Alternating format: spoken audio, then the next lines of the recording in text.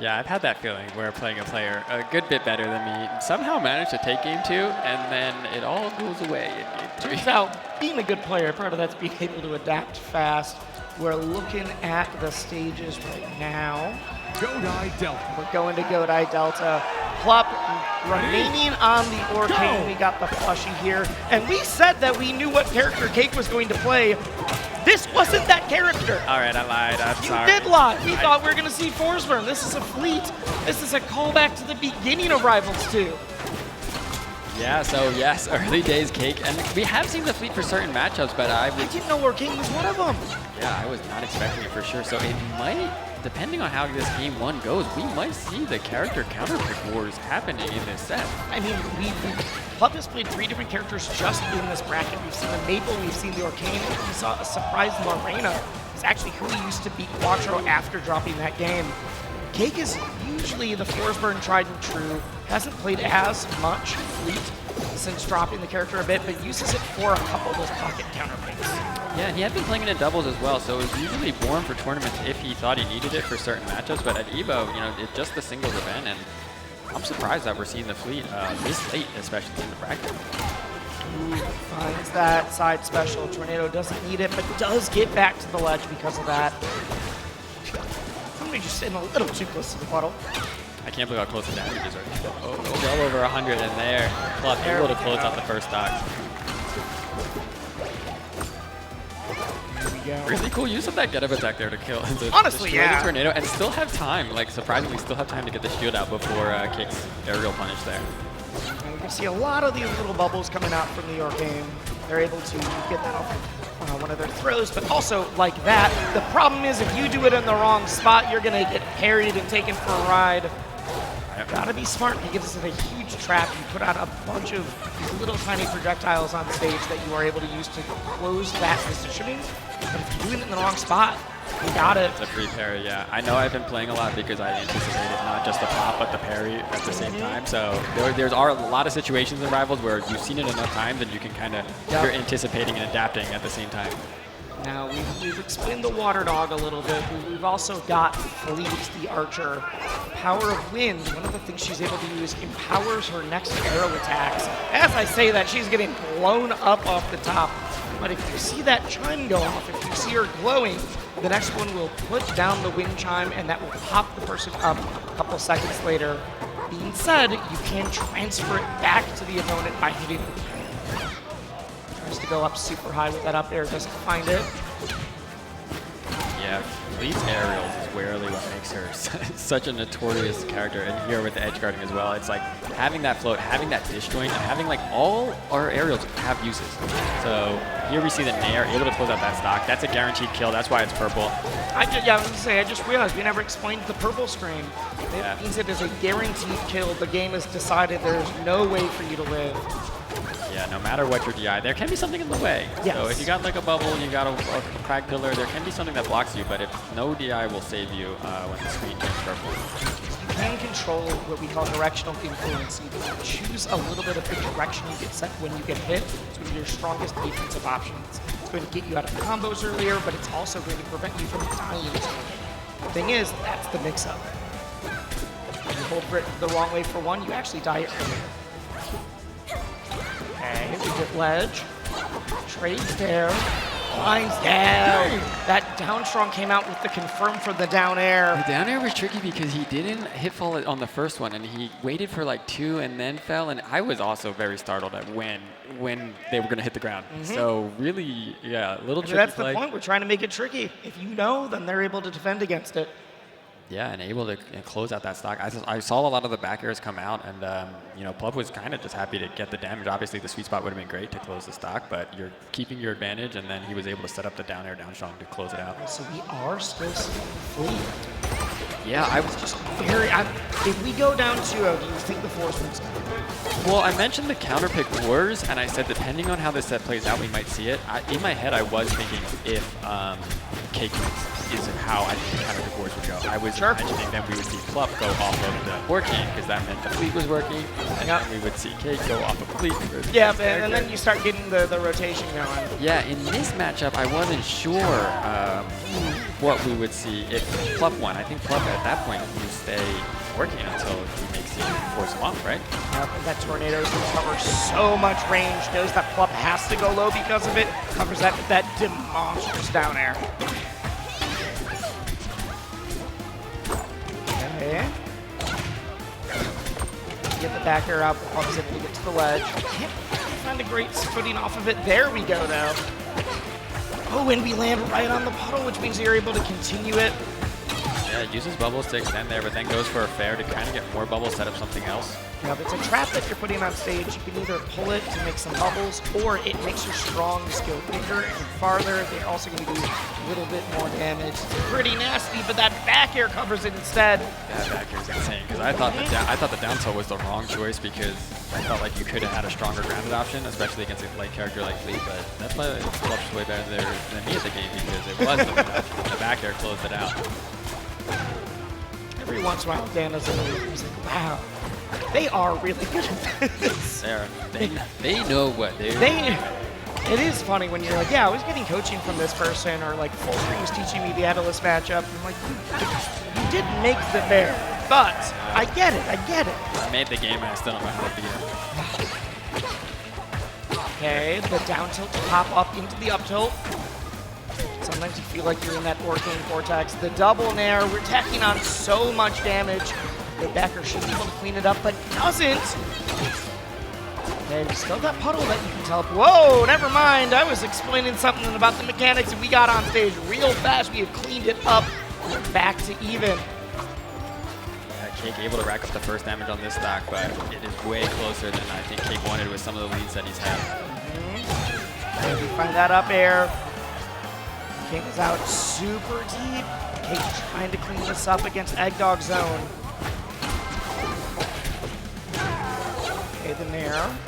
Oh my god, and just stuffing him every single time he's trying to get back. We don't have a puddle out. That is a big resource thing. Waiting for the droplet to hit so that you know that you can get that recovery. Opts not to, and instead gets eaten by every single hit of the tornado. Manages not. Somehow is there. Punish. I've seen the damage that backer can do. Cake could die during this interaction. Oh my god, no way! No way, the get up gets the pop on. The wind chime doesn't get the parry. Oh my gosh, that back. Dead yet, not dead yet. One more. Getting to the wall, we get the wall jumps. Oh my god! It's gonna do it! A nair off a down throw to close that stock. What a crazy last stock. Cake didn't get the sweet spot on the ledge, and that's all Plup needed. That was a lot of interaction that happened really fast, so difficult to keep up with both these players. Yeah, it was an interesting game because it really did feel like, you know, Cake had the momentum. Like I said, had some big leads. Plup always able to bring it back. But even as we got into last stock, it still felt like Cake's game, and like Plup was still kind of just trying to get it even. even. Was trying to eke it out, and suddenly it was like, no, I just found the one opening I needed. You know, we mentioned how good this character is and how strong aerials, but like that weakness of Apps, so we mentioned how light being a light character can be a disadvantage. Like some of these aerials that other characters might not be dying from, like the nair out on that situation, he's just so light and goes so far. That obviously prefers this matchup over the Orcane Forest. Okay, drop down. The nair, the reverse back air. Still doing some damage, right? We do have the puddle. You can always escape back to it. And that's the question. Are you trying to go out to the edge guard? Are you trying to cover the puddle? It's very tricky trying to figure out exactly what to do about it. Parries the droplet and immediately sets the next one down. Yeah, you need that puddle obviously. Yes. Okay. They're slamming into each other with these big hit boxes. Tex. Drop down. Doesn't do anything off of it. That probably, yeah, I was gonna say that might do it. That might do it, and it does indeed. The answer right back though. Plup can clean this up. Landing on stage, Plup was able to start this punish off of the recovery. Cake hasn't gotten back on stage. All right, we grab ledge, but that's exactly Yep. what happened at the end of the last game. The throw into the nair. Yeah, again, like a heavier character like can definitely DI and not die there, at least start an edge guard situation as opposed to death. But with Fleet at those percents, that's the stock. I love that. Cake was just floating right over the bubbles. Being like, yeah, you know what? I'm gonna wait for these to go away. I don't need to land anywhere near here. Okay. Yeah, out shield. I feel like Plup has a really good usage of it. He is, he uses the down B or the puddle for the recovery, but he's not afraid to use the bubbles, but he's not over. Jumped into it. There is no, I would say, Cake knew that Plup had to go back because he had burned his double jump right before that. Still recovers, still makes it back. Really good call out there, hitting the forward air. Yep, trying to use inside that forward air, trying to use the bubble butt, trying to get back in. But right now, this feels like the same shades as the last game. Hey, you gotta take this. You need this momentum. It gets transferred back, and that's what I was saying. And now it's Plup's combo. Thank you for your wind chime. I will use it to make my combo cooler. It's always cool to use your opponent's elements, your opponent's resource against them. Yeah, that's something we try to do in our designs is like have the opportunity because it is fun to be able to have combos that only exist for certain characters because you can kind of use their tools against them. Both in the Ditto, in the mirror, and in this kind of thing. Oh my god, oh my god. Okay, there, there's Bear. Gets out, I think we have to go to the puddle now, yep. Surprise, yeah, down tilt option, I think that probably... No puddle on stage yet, no puddle on stage yet, we go too low! I think Plup just barely misjudged how high he could get on that. Right. Yeah, Cake able to get on the board, huge in terms of that kind of the confidence and momentum going into not just as the rest of the set, but kind of the rest of top 8. And I'm very interested to see where Plup is going to want to go. It's the first time it's been Plup's pick. First time Plup needs to go, and we are going to the classic. We're going to Junior's Vale. I banned this stage online. That's crazy. The stage is so neutral. That's something about it. I gotta ban it. CakeAssault, he does not, and that is why we are here. Okay. Who's that? Hey, you're trying to get out of these bubbles. You're holding out. I'm going to be able to get that forward tilt. Stronger will kill early. Not at this percent, but... Stay up air. He's just trying to scope out the landing and trying to figure out exactly where Cake is going to be coming down.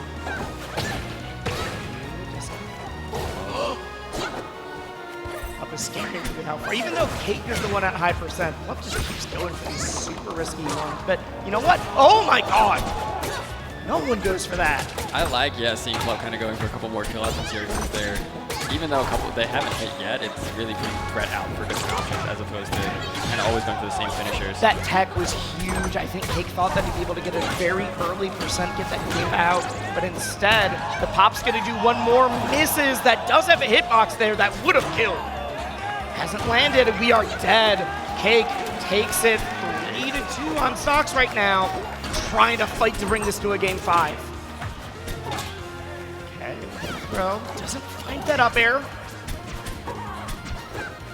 They're just dancing around each other. The back throw almost enough to close out. Yeah, I mean, at 157, there's a shot.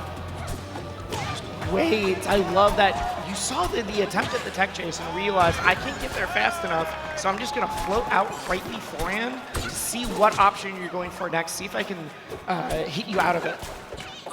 Yeah, the first back throw wouldn't close it out, but the second one was able to do it. Back to even, but Plup is definitely on the back foot, sitting at 81%. But I am terrified for Cake. Whoa, no! We do have the puddle, which means that Cake had to figure out, and kind of split the decision between, and that's what allowed Plup to just go right to ledge. I think he wasn't sure about the double jump, so he went for right to the puddle. But because Plup still had it so much vertical height able to cover when you have that double jump on.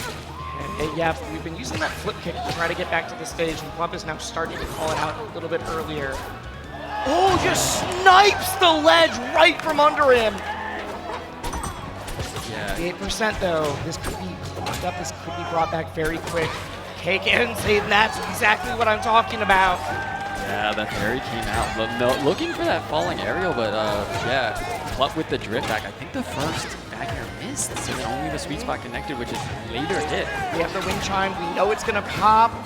Doesn't get the punish, but Plup still isn't landed. Still has not landed. We do have the puddle. You have to go for it now. We get the full charge, but it doesn't kill yet. Oh my god, he was just holding that one. Okay. Ooh, and that's going to do it. Crowd, we are going to a game 5. The two legends duking it out. This is who a lot of people have called out being the victors. It's either going to be Plup or it's either going to be CakeAssault. That's what people have been saying in the crowd. I am so excited to see this final game. Game 5, Cake able to bring it back, so very impressive, and a different stage choice. So sticking to this matchup, we're going to see all 5 games. You know, we mentioned if we'd see the character counterpick, and instead we're getting 5 Orchid Fleet games. Yeah, neither what we were expecting, but we got this game 5 between the Titans. Okay, go for that. He gets the back air out, the soft back air, another soft back air. Air. Cake just cannot find his way back on stage. Took so much damage, still hasn't landed. That's not going to kill yet. One of the strongest strong attacks, honestly, is Orchid. Strong attack. It's pretty light, and that's scary. Not quite enough percent. Oh, just wait. I don't know if there's anything scarier in this game than Plup just waiting. Yeah, I was terrified. And there we see, so yes, when certain characters land, Fleet and other characters do have a lot of recovery on their up special, so when you do force them onto stage, if you have a fast enough strong attack on the ground, a lot of characters have a down strong, and there we see it there. It's a great way to close out the stock. Ledge dash, down strong. They just whiff right next to each other, second whiff grab. Got the pop. That means that Cake knows we're going to be able to get something from here. The double chime. Plup able to survive most of it, but did get a good amount of damage in that exchange. Okay, we drop down, we get the nair. I don't believe, yeah, there's no puddle on stage. That means we're too low. Evens it up 45%. That does mean we're getting close to some of those ranges where maybe CC or Flora aren't getting quite as impactful.